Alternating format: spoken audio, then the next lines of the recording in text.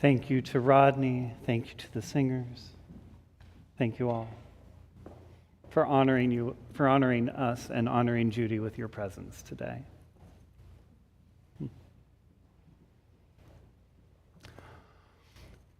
We are gathered here today to mark, to mourn, and to celebrate the life of Judy Via, sister, cousin, daughter, friend, and so many other wonderful things. We take this time as family and friends to remember and appreciate her life, sharing together the moments that remind us of Judy's excited, creative spirit. We also mourn her death, the loss of someone who has been dear in our lives, and to soothe one another through that loss. In the words of writer Corliss Lamont, the final parting signified by death is bound to bring shock and sorrow whenever ties of love and friendship are involved. Those who feel deeply will grieve deeply. No philosophy or religions ever taught can prevent this wholly natural reaction of the human heart. So today we hold both that joy in our memories of Judy and our sorrow at her death. And we hold each other with care and compassion so essential as each of us travel on our own grief journey. I'll ask Susan to come up and give me a little help with the lighting of a couple of candles. So as we begin, we will have a chalice lighting that is by Greg Ward. In our Unitarian Universalist spaces, we often start our time together by lighting a chalice and reflecting on words that focus our gathering for the day. So these are our chalice lighting words.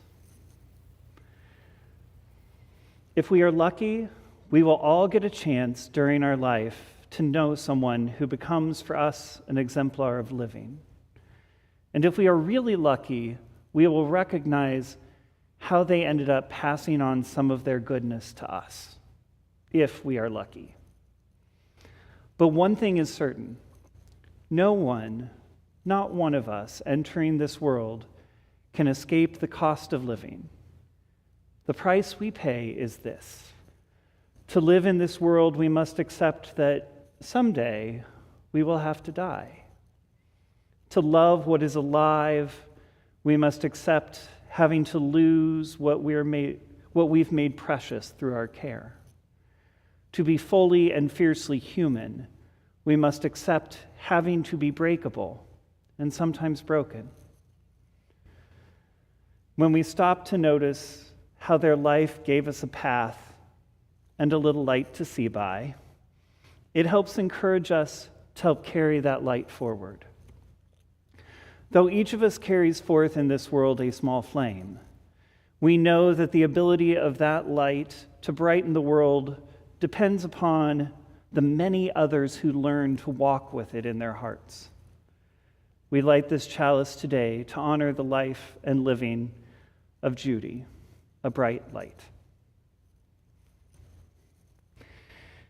We will also light a candle this afternoon to honor Judy's life, legacy, and adventures.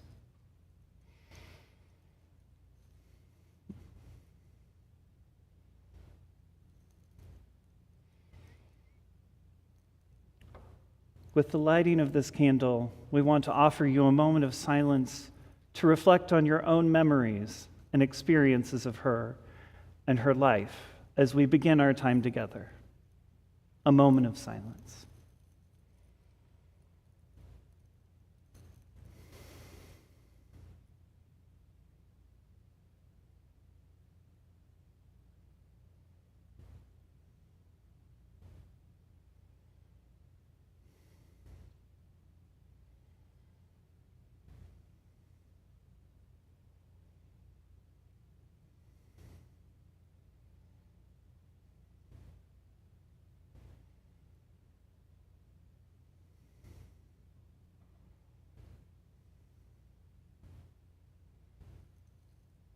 Amen.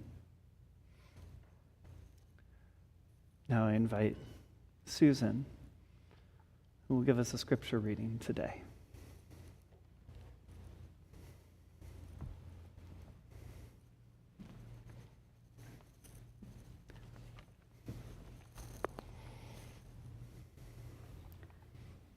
I will exalt you, Lord, for you lifted me out of the depths and did not let my enemies gloat over me. Lord my God, I called you for help, and you healed me. You, Lord, brought me up from the realm of the dead.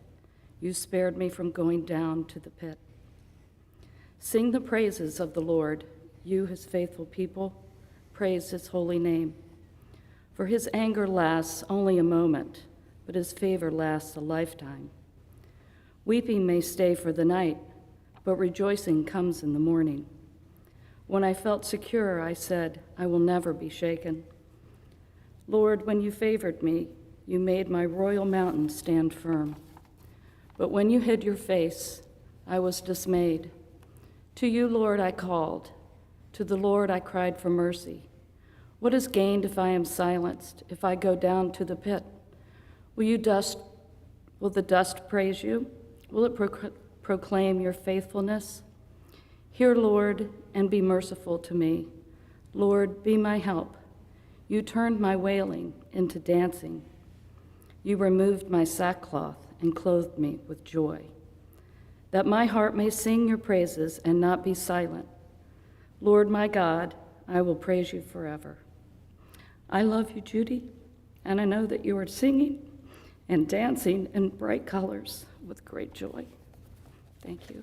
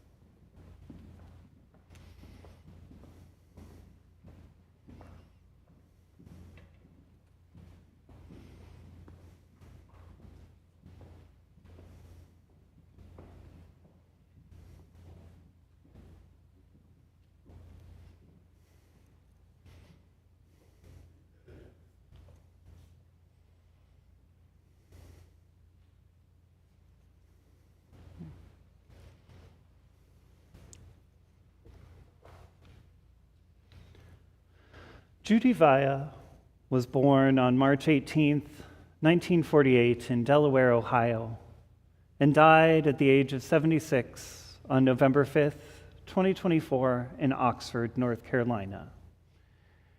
Each of us in this room will someday have these dates and facts noted for our own lives, where and when we were born and died.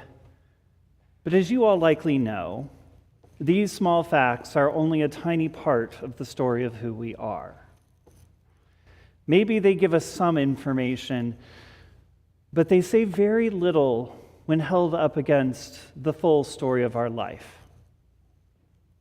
And the story of any of our lives are rich and complex, holding comedy and drama, brilliant joy and painful tragedy. Each of our stories has vibrancy in its memory.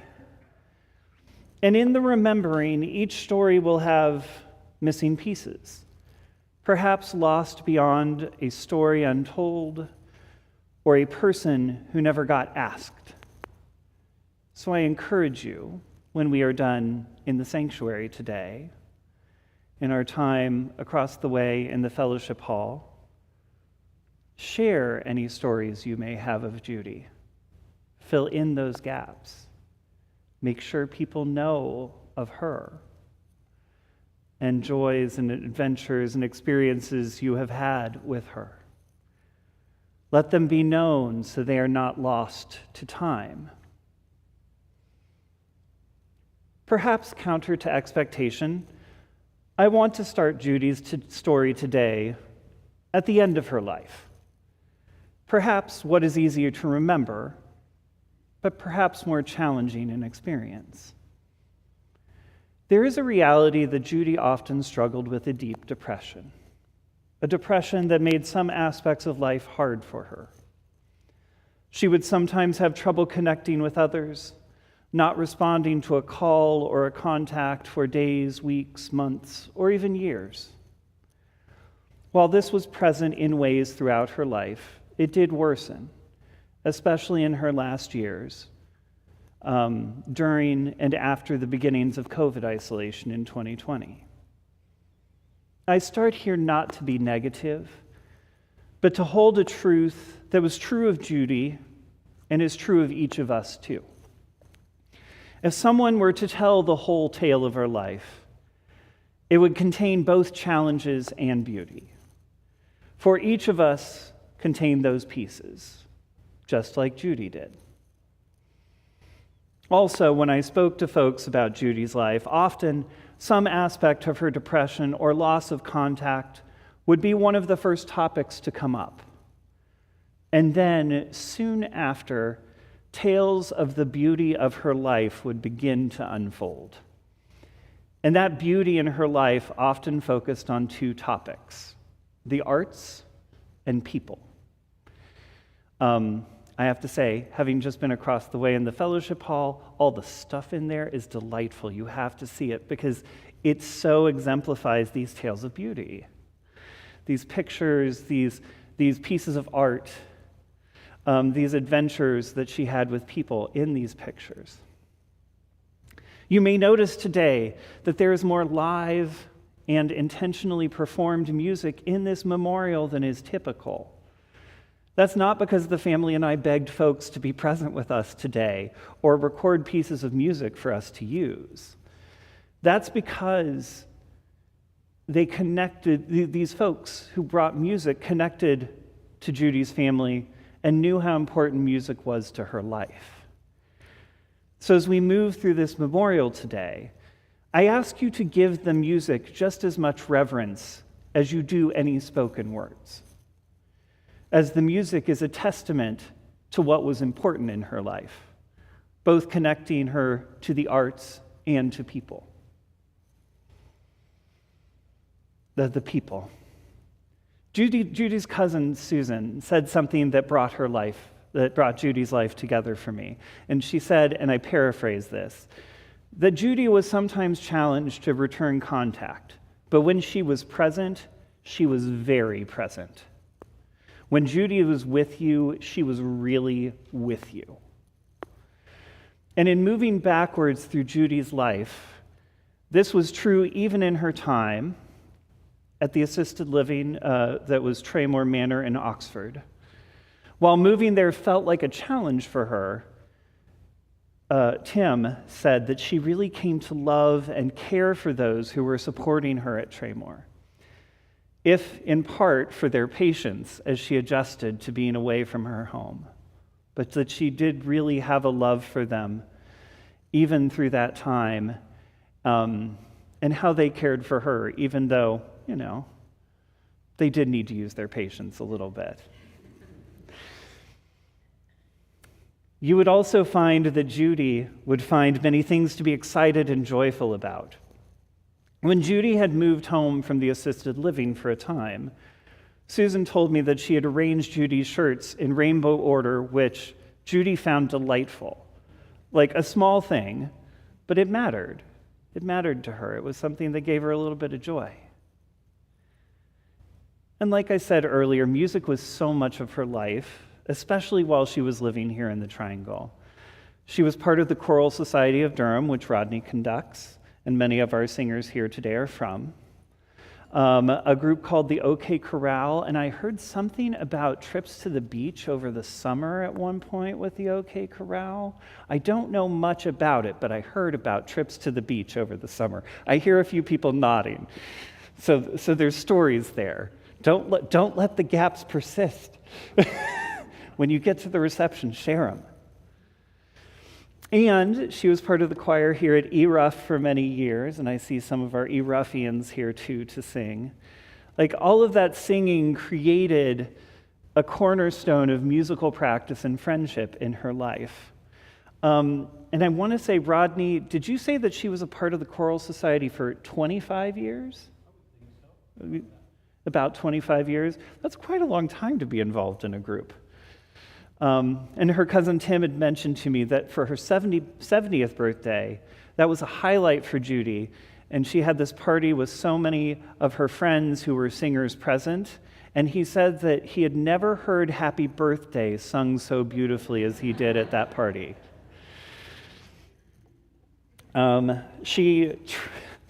She truly engaged music on so many levels. John Westmoreland, who you will hear later in a video he sent to us, was one person whose music, she said, felt like therapy to her. She attended many concerts. There's actually a list of some of the concerts over in the fellowship hall that she attended. It is a long list, sorted by year. And I know her family has been hard-pressed to name all of the concerts. One person that she was a particular fan of, one might even call her a groupie for, was songwriter and guitarist Richard Thompson. She would go to his concerts regularly, sometimes taking long drives during which I hear she would sing to herself while driving on these long drives, which from what I've heard of her is not surprising. She would attend camps where he would teach singing and guitar playing they were called frets and refrains. And even late in her life, she flew to Europe to see him. And I hear that she was encouraged by her family and Chip to use the ticket that she had already purchased, even though she was nervous about taking the trip. And she had an amazing time there. It was, from what I hear, possibly more of an adventure than she thought she might be ready for at that moment, and she went anyway and had a blast. And she also appreciated the arts in other contexts. For a time in her life, she worked for an outdoor drama group in North Carolina. She also loved creating in the visual arts. For the holidays, she would send out small watercolor paintings that she had created, sometimes accompanied by a poem. And I won't spoil too much about this story because I think Tim's going to talk about it later. But Susan had mentioned a detail that I wanted to mention. So when you hear this story later, you can kind of slot this detail in. There's going to be a picture of a hot tamale in the fellowship hall that gets referenced. And it was from this trip, when they were much younger, that Tim and Susan and Judy took together. And there was a contest during that trip that makes me think about how energetic and playful Judy could be in her younger years. Because Susan had told me the picture got made because there was this contest of seeing who could hold 4 hot tamales in their mouth the longest. So Tim will tell you more of the story, but you can just slot that little detail in. Like, there's playfulness, and there's energy, and there's life. And of course, the holding the tamales in their mouth is during the times when they weren't singing, which Judy was leading them in. Holiday gatherings were also very important for her throughout the years, and many memories I heard of Judy connected to the holidays. She would play piano duets with Nancy, Susan and Tim's mother, most often playing and singing the song "Baby, It's Cold Outside." Tim even remembered Judy being playfully cavalier as she crossed behind someone at a Christmas gathering and accidentally set her sleeve on fire from a nearby candle. But she played it off, everything was fine, and just showing a little bit of her sense of humor, in those moments. And through all of this, you see that Judy sometimes appreciated a little bit of adventure. Her sister Sarah notes that this went far back into her life, at least to her early 20s, when they took a road trip from California to Connecticut, camping all along the way in a VW Bug. Sarah was still in high school, and they spent the week having adventures. Sometimes, having adventures where they would stop to camp and they're like, "Well, we don't know about the other people at this campsite," so they'd flee. But also, Judy sold the VW Bug the week after they got to their final destination because it had been such a challenging car. In her younger years, Judy had many friends, and her sister Sarah says that Judy raised her in many ways until Sarah got a bit older. I will also say, and I hope I'm not betraying anything here, I don't know that this picture is over there, but Sarah showed me a very adorable picture of Judy and Sarah as children in sailor suit dresses, with Judy holding Sarah's hand, looking like she was soothing her. It was a very sweet little picture. And with that, we arrive at the beginning. In 1948, as Judy Via is born to William and Dorothy Via, a baby, later a girl, later a woman, who would embrace people and creativity, who would live with humor and passion. We honor your journey, Judy. May we seek to bless that journey with our memories today. Now, in the midst of music, I will invite forward Tim Summers, Judy's cousin, to speak, and later Steve Dobbins, her friend.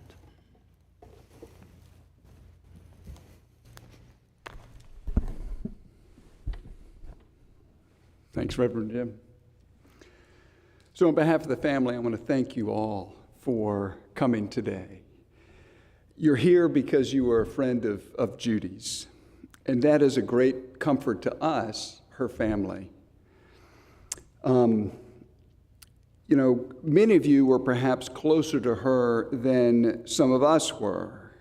Part of that was proximity. You filled a relational hole in Judy's life that we really could not because you were here. In Latin, via means something like path or road or journey. And I want your memories of Judy to take you down a path to a better place, to journey to a better place, whatever that is for you. As you think of Judy, I would encourage you to think not just of the destination, but of the journey. Judy enjoyed the journey. And Reverend Jim alluded to this, but on one literal journey with Judy, something really stands out. We were returning from a Thanksgiving visit with our grandparents outside of Columbus, Ohio, Delaware, Ohio, where she was born. It was snowing, and we were on Route 60. This was long before Interstate 64 connected the Shenandoah Valley with Charleston, so we were on this windy road of Route 60 through West Virginia, a very snowy trip that took many hours longer than normal. And so for Judy, it wasn't about getting home, it was about the present. And so that was mentioned, just being present with family, being present in whatever moment she found herself. And that day, it was being present in a snowy drive home. She was present with the 5 of us, our family plus her, on that journey. And from that journey emerged the hot tamales. That was Susan's thing. For me, it was wheat germ, okay? There's more behind that, but anyway, you'll see both those pictures over in the fellowship hall. Pictures that Judy drew for Susan, my sister, and for me. Judy showed her presence in many ways, sometimes frustrating me and maybe you too. Lunch, dinner, meal times were extended events. Judy wasn't a cook. You probably knew that. In fact, she never used her oven. Never. She lived in that townhouse for more than 20 years, and she never used her oven. If you went in there and turned it on while she was there, you would have cooked her Tupperware, because that's where she kept it.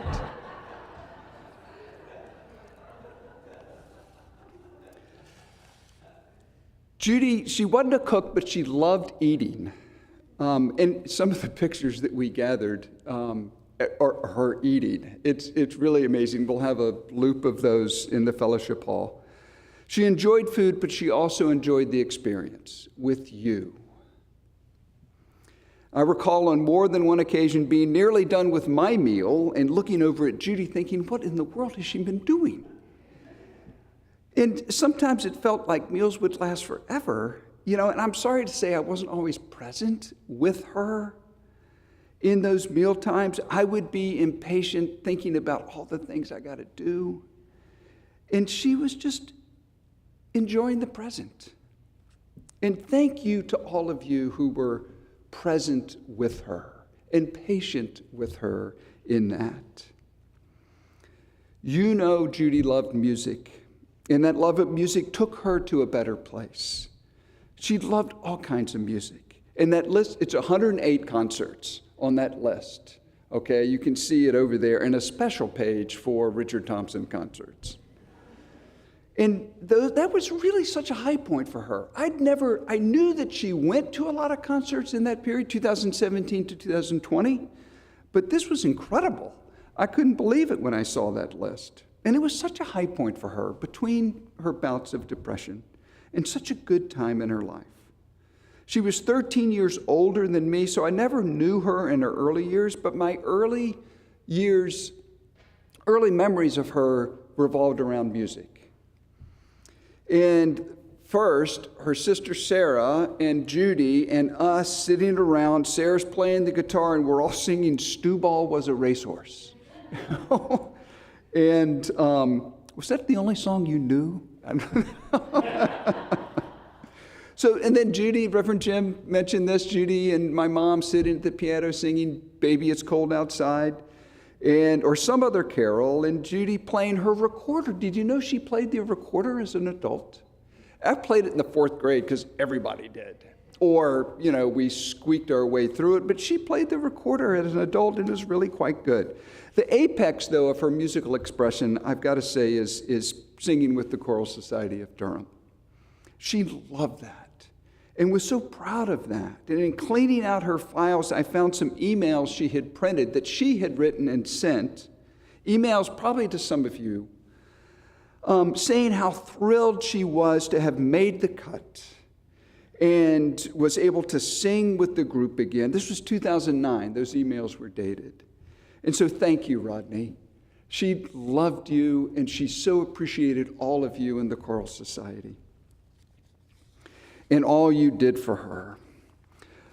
She loved not just singing or playing an instrument, but also listening to music.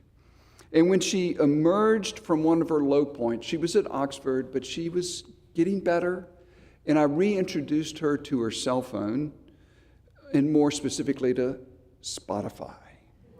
And we spent, I tell you, literally the next 2 hours listening and her singing Richard Thompson songs. It went on, which was great. And I was present then with her. She knew all the words. When she discovered him and his music, I don't know, 8, 10, maybe more years ago, it was a big reason that she crawled out of one of her low points. So thank you, Richard.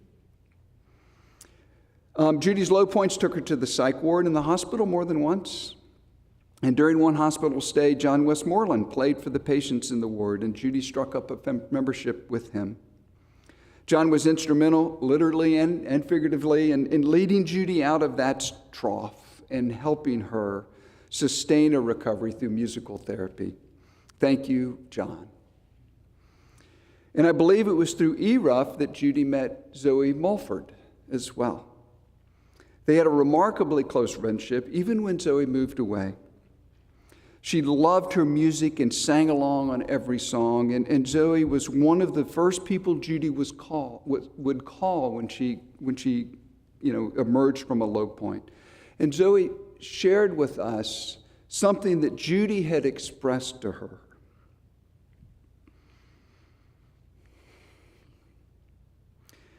Judy said, "When I sing your songs, I feel beautiful." Thank you, Zoe. Isn't that what we all want? To feel beautiful? Not in a pretty or attractive kind of way, but to feel beautiful, beautifully connected, beautifully content, satisfied, happy, connected to you, connected to Rodney and the Choral Society of Durham, connected to John and to Zoe, beautifully connected to the Rivertones, to the OK Corral, to the people here at ERUF. Thank you all for the difference that you made in her life. Through the high points and the low points, even when she stiff-armed you and rejected your kind attempts to reach out to her in her darkness. My sister she read Psalm 30 from the Bible. And you may think, what a strange psalm to read at a memorial service. But Psalm 30 is in my rotation of psalms that I meditate on when I read from the Holy Bible. And a couple of weeks ago, I came across it again after Judy had passed. And I saw Judy in that psalm through the ups and downs that are expressed there. And the psalmist speaks of being lifted out of the depths, out of the pit, of singing praises, of wailing turned into dancing, of rejoicing that comes in the morning after a night of darkness. Judy's life was filled with deep lows, but also high notes of rejoicing. Just as music took Judy to a better place, I encourage you to let the memories of Judy take you to a better place. And I encourage you to think of the Judy that you enjoyed, the one that was fun, not the one whose life was debilitated by clinical depression and anxiety. At the reception, listen carefully here, please. You'll see a table of memories of Judy, 2 tables, in fact. And we've got a separate one of stuff that we want back, but the stuff on that 2 tables to the right as you go in, we want you to have. So please, if you see something on there, don't hold back. Take it home with you and remember Judy. And now I want you to enjoy a song that John Westmoreland recorded specifically for this service in honor of Judy, a song that Judy especially enjoyed.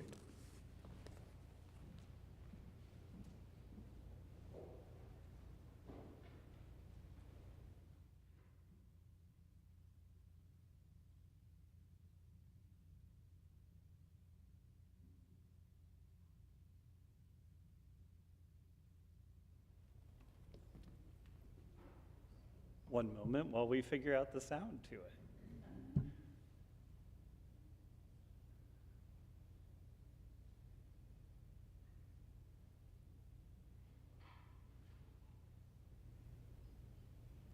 Welcome to the adventure of music with technology.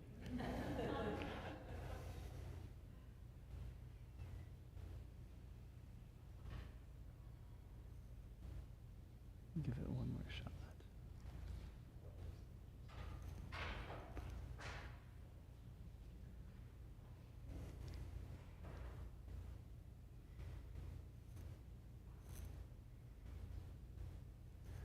I think we're almost there.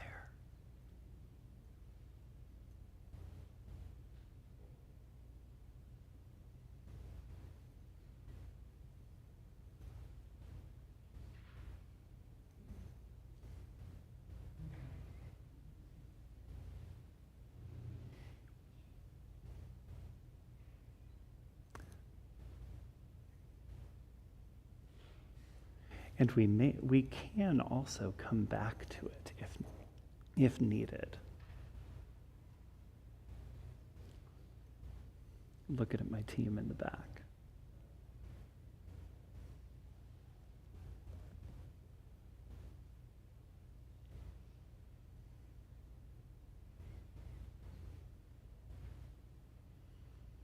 John, shall we come back to it then? Okay, we'll come back to it. We'll make sure that gets set up for us. Yeah. But in the meantime, Steve.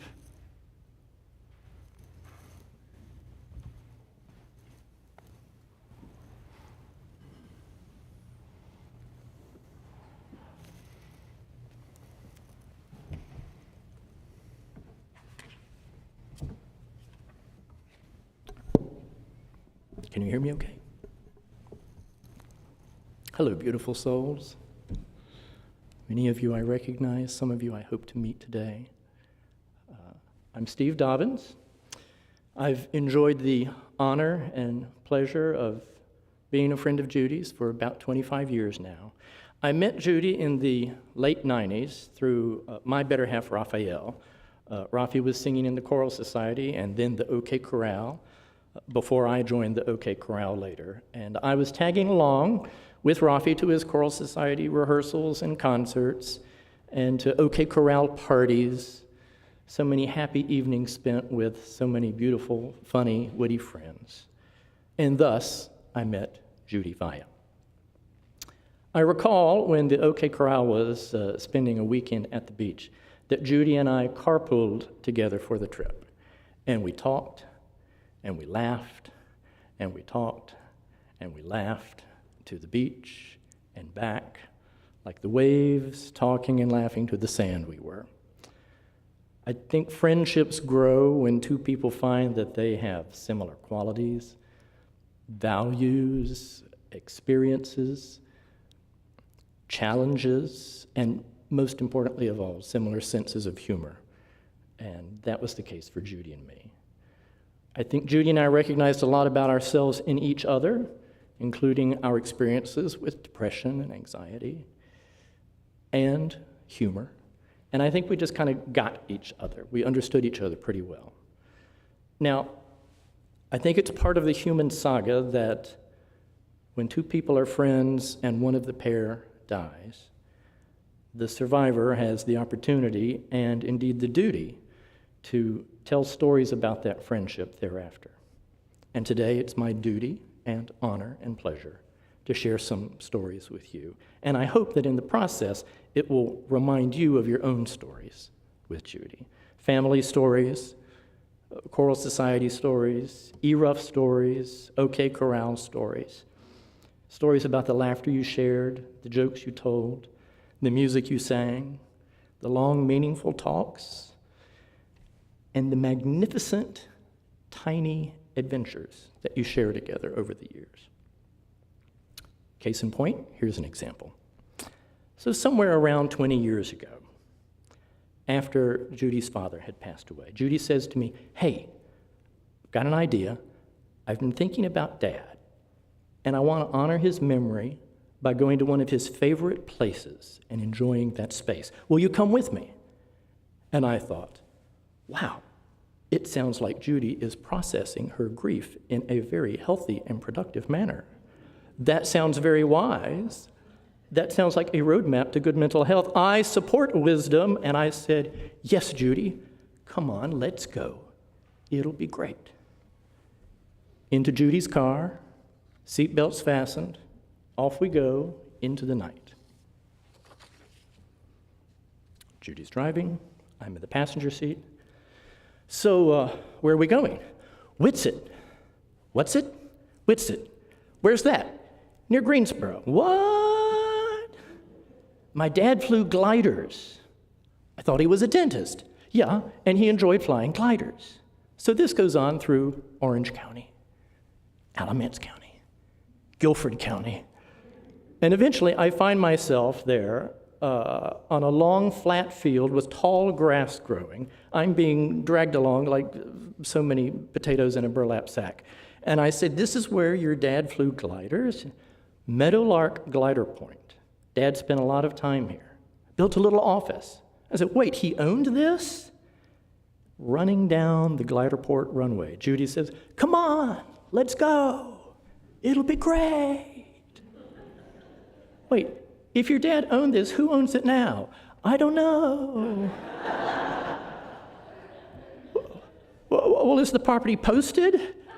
Are there security guards with guns and corncob pipes yelling, damn city folk, getting off of my property?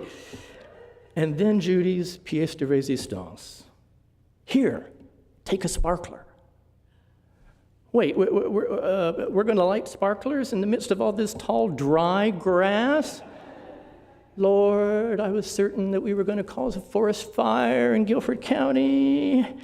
I was going to end the night being shot or arrested or on the 11 o'clock news, or maybe all three.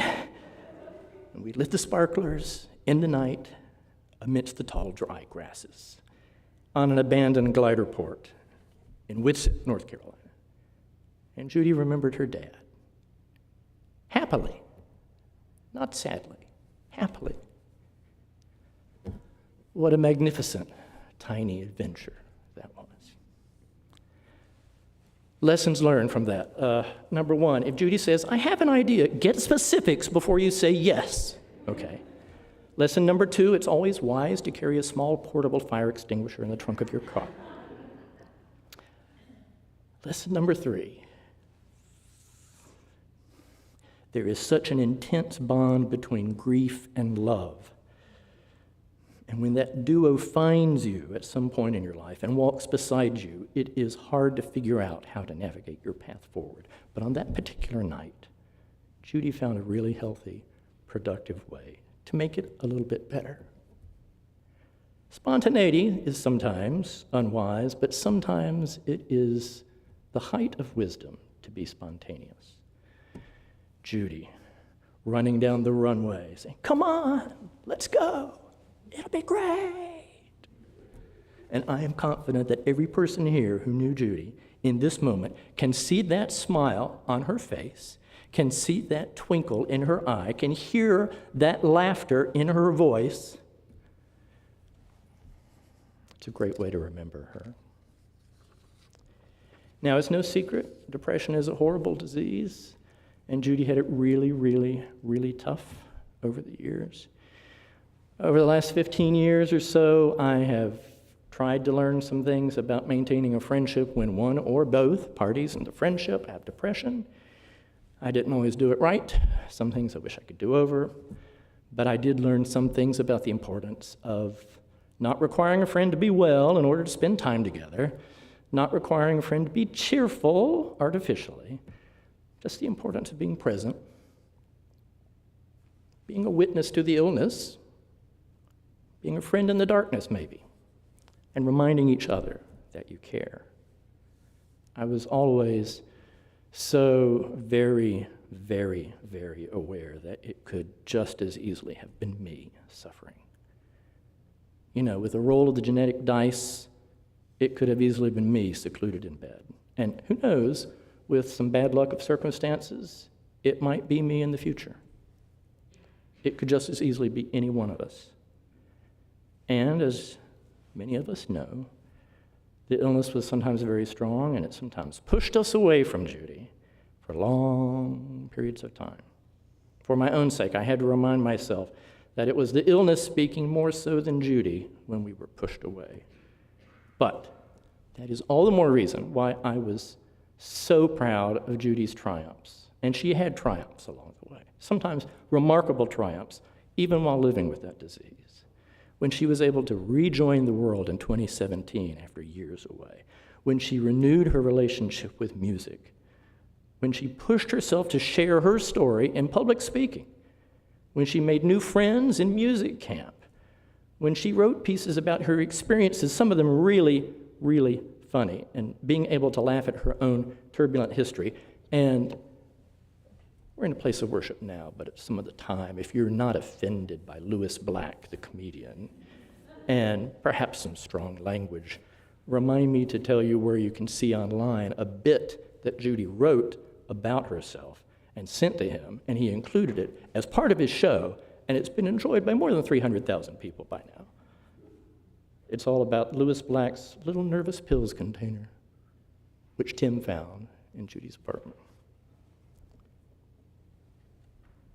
Despite all of that, she was able to travel outside of the country for the first time with a little help from some friends who gave her the push she needed. And I was so very proud of her and so happy for her. In A Pair of Friends, when one of the pair dies, the survivor tells the stories about the friendship. We do it to keep and cherish the memories. We do it to express our pride and admiration for that friend. We do it to feel less alone in her absence. We do it to express our profound gratitude for the honor of sharing part of life's journey in her company.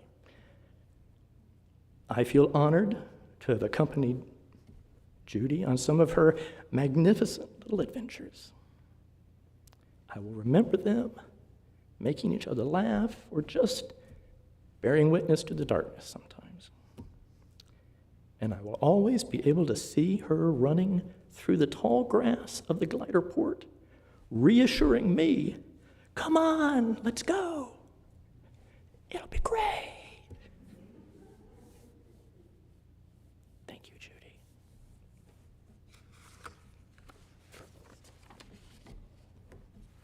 Thank you.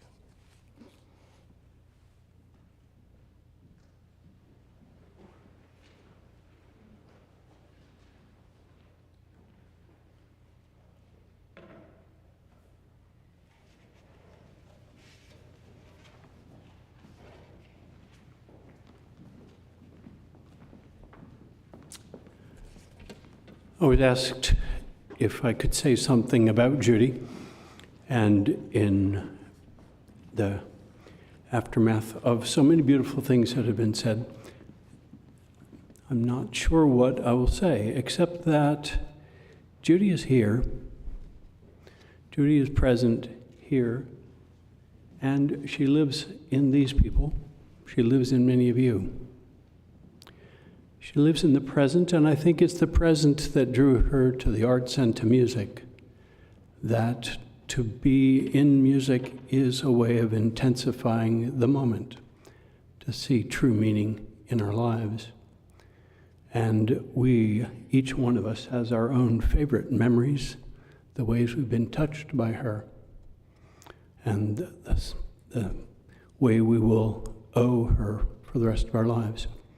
One of the ways that we process grief is to sing, and we hope that our singing does help you in the same way.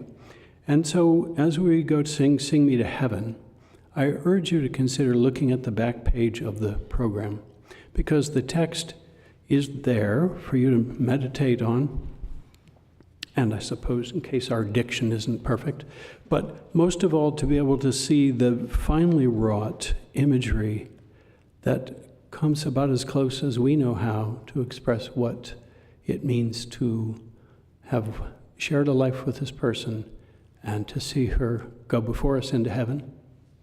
And we are here to sing her to heaven. So with your forbearance, I'll read this text just first. In my heart's sequestered chambers lie truths stripped of poet's gloss. Words alone are vain and vacant, and my heart is mute in response to aching silence Memory summons half-heard voices, and my soul finds primal eloquence and wraps me in song. If you would comfort me, sing me a lullaby. If you would win my heart, sing me a love song. If you would mourn me and bring me to God, sing me a requiem. Sing me to heaven. Touch in me all love and passion, pain and pleasure. Touch in me grief and comfort, love and passion, pain and pleasure. Sing me a lullaby, a love song, a requiem. Love me, comfort me, bring me to God. Sing me a love song. Sing me to heaven.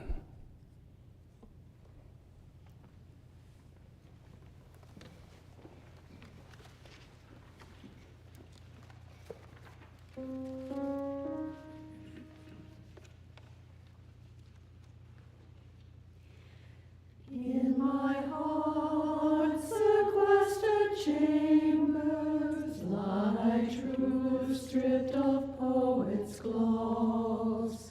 Words alone are vain and vacant, and my heart is mute.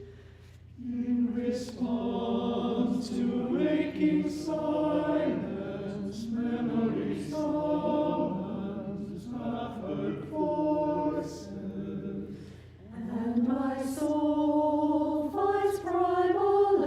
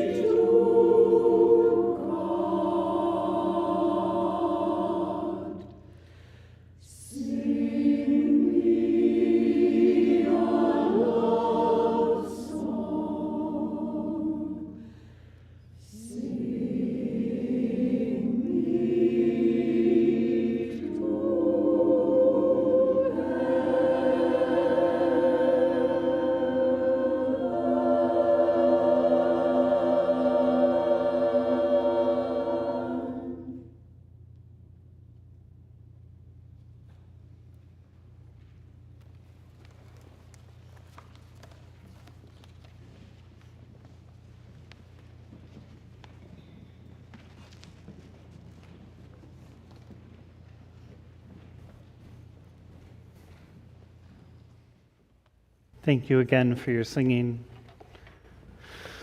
And I will tell you, we will hold John Westmoreland. We will listen to him once we go to the reception.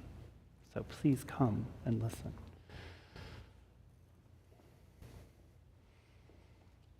And as we are coming to the end of our time together, I'll invite you to, again, look at your program. And there's a responsive reading in there, a litany of remembrance by Roland B. Gittleson. And I'm going to invite you to respond with the lines in italics as we hold Judy in the commencement of this time together. In the rising of the sun and in its going down, in the blowing of the wind and in the chill of winter, in the opening of buds and in the rebirth of spring, in the blueness of the sky and in the warmth of summer, in the rustling of leaves and in the beauty of autumn, in the beginning of the year and when it ends, when we are weary and in need of strength, when we are lost and sick at heart, when we have joys we yearn to share. So long as we live, Judy too shall live, for she is now a part of us as we remember her.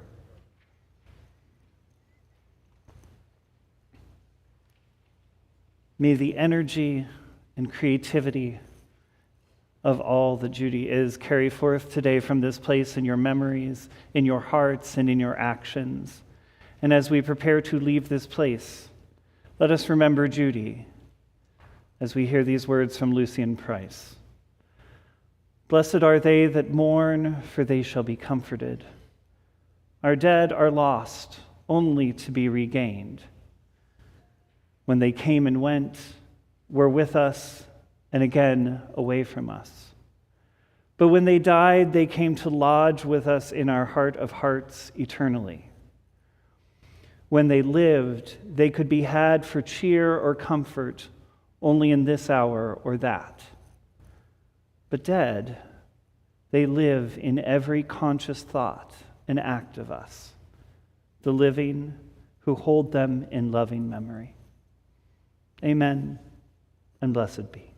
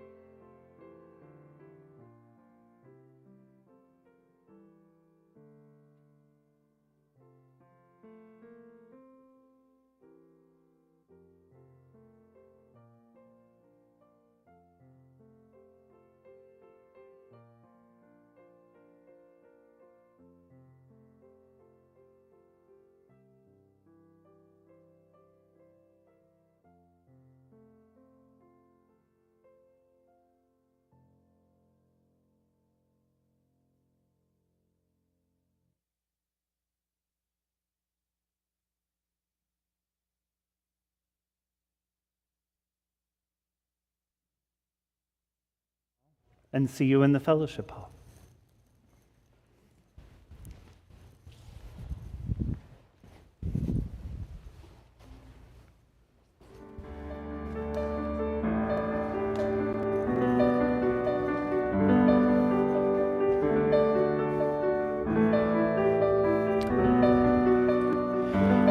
Thank you.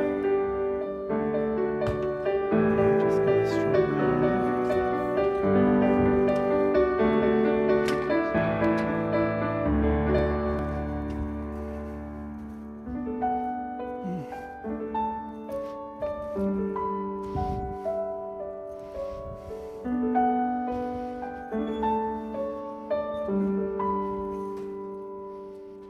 How you doing?